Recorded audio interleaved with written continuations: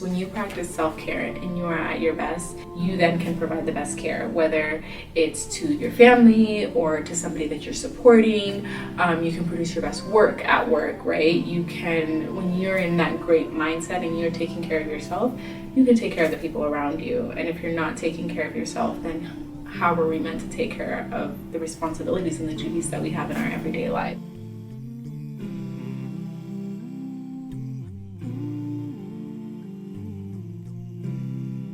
My name is Rama Mohammed. I am the Director of Health Services here at Voices of Tomorrow. We are recording this video for the purpose of sharing with our community the beauty and the essence of self-care, why it's important, why we do it, and then get some examples of how people self-care as well. Self-care means to take care of my well-being, which includes physical health, mental health, and my faith. Self-care is about promoting your personal health and taking care of your emotional health and meeting your own needs. I think self-care really is about personal growth and strengthening your relationship with yourself. How can you fill somebody else's cup or fill someone else's bucket or jar if yours is empty? What I like to do is take some time alone for myself.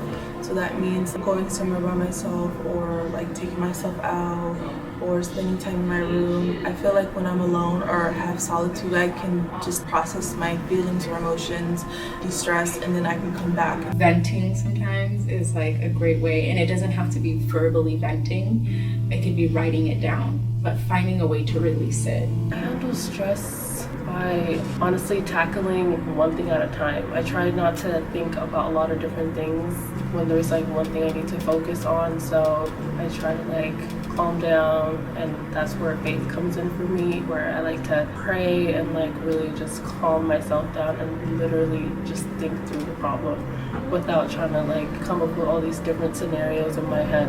That makes me kind of go crazy. Going on walks outside and also going to the gym. My mom, she has 6 kids including me. There's just so much going on, so many kids to tend to, so many different types of behaviors to tend to. There's really no time for them to do anything. Like when I do mention self-care, she's like, what do you mean like self-care with self-care? I was like, well, like you can do facials or take baths. Like she's a type who really just puts everybody before herself. And I feel like now that we have gotten older, kids, like the youngest is in 5th grade. She's now like getting into that because now she has more time. But I feel like I wish she was aware of self-care back then when we were younger, because I feel like she would definitely need it at that time. This is the first step, shedding some light and having that discussion. Unfortunately, I feel like self-care is such a taboo, I wouldn't say taboo, but like a topic that we just don't talk about, right?